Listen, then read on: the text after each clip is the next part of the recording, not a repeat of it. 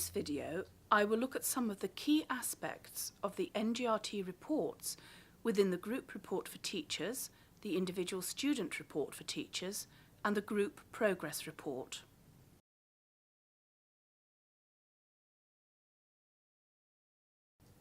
Now let's take an in-depth look at the report content.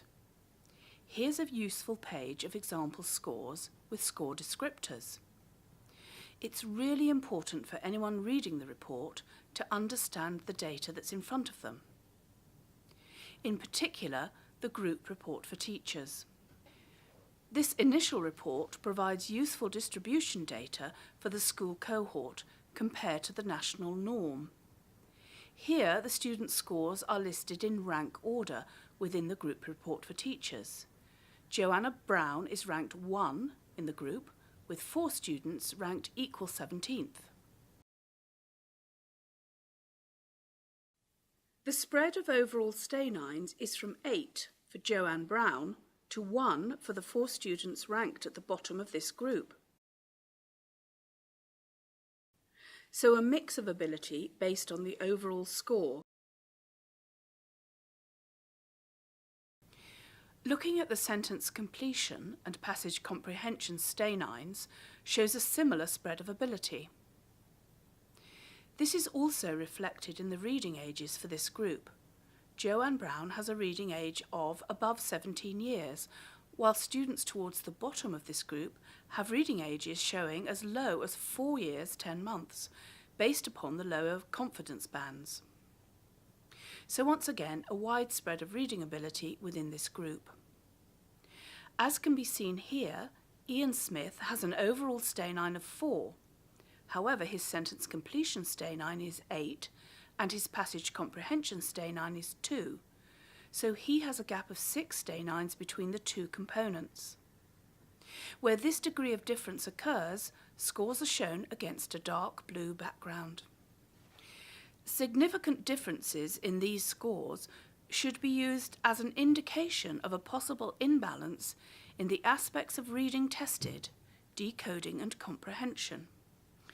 We give separate scores in these aspects to reflect that good reading comprises both efficient decoding and good comprehension, which in turn leads to fluent reading.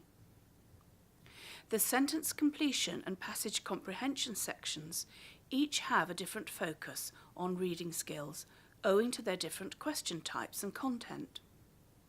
Also within the Group Report for Teachers is a group demographic comparison, which provides more detailed analysis. This report will highlight any gender differences.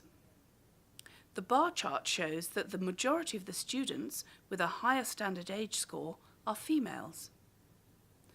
All of the students with the lowest standard age scores are males. There is a relatively even gender mix of lower to average standard age scores.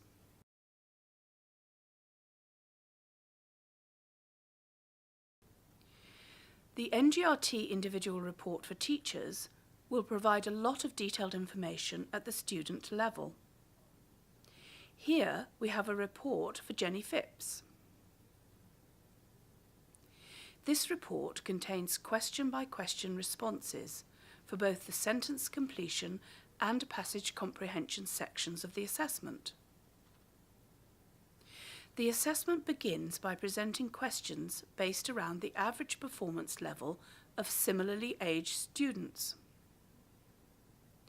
After analysing responses from the first 2 questions, the software adjusts the difficulty of the questions to gain the best measure of their reading performance level.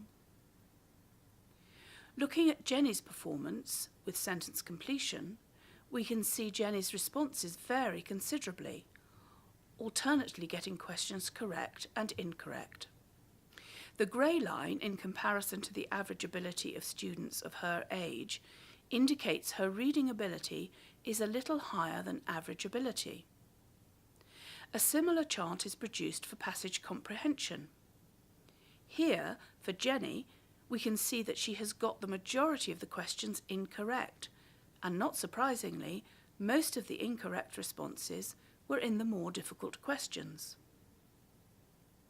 For passage comprehension, the grey line is lower than the red dashed line, indicating Jenny's reading ability for passage comprehension is lower than for students of exactly the same age with average reading ability.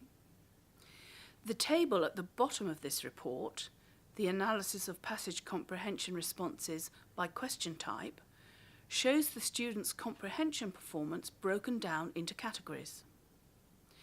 This level of detailed breakdown can give you real insight in how to focus specific interventions to support students.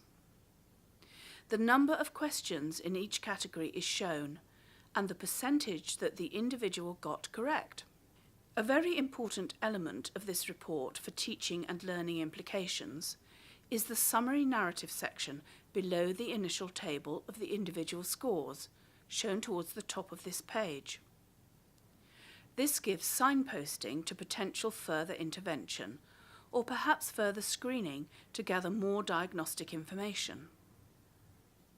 The group progress report for teachers has a similar format to the group report for teachers, with a couple of major differences.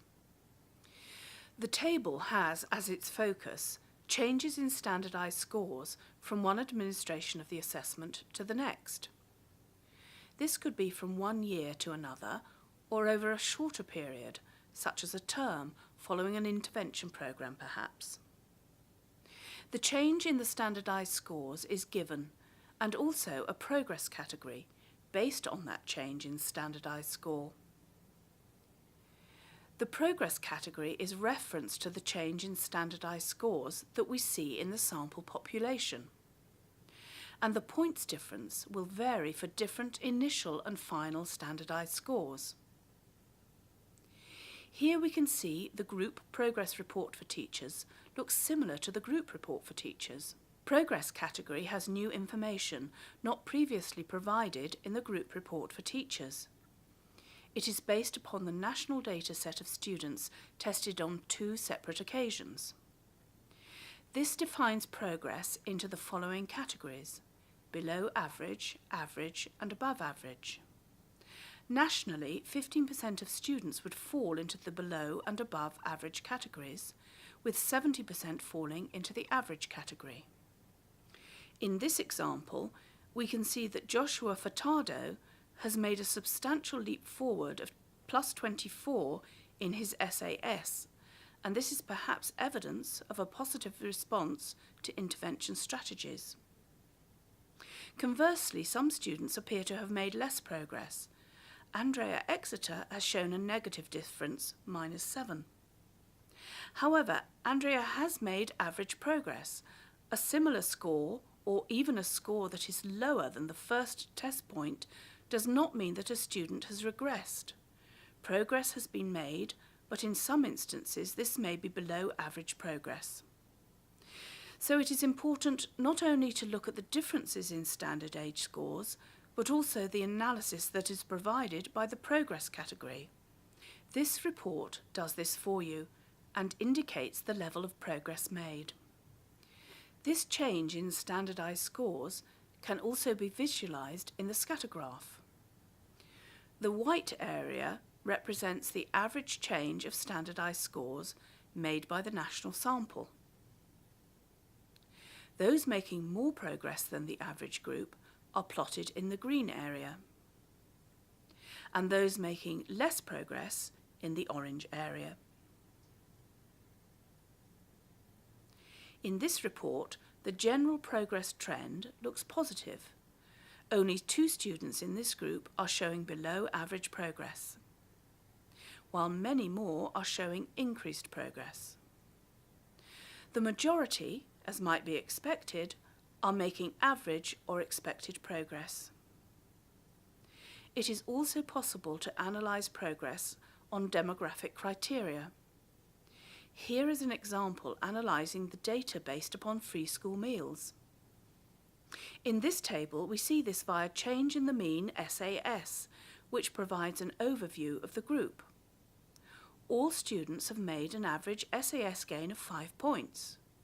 Non-free school meal students have made an average SAS gain of 5.5 points, while free school meal students although they have made a gain, their average SAS gain is only 2.7 points, and so they are not making the same progress as their peers.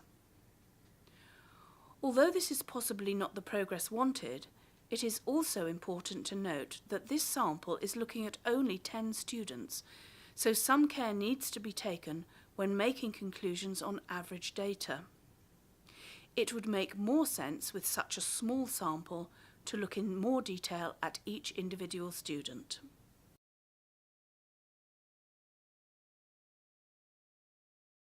Thank you for watching. Our next video will cover implications for teaching and learning.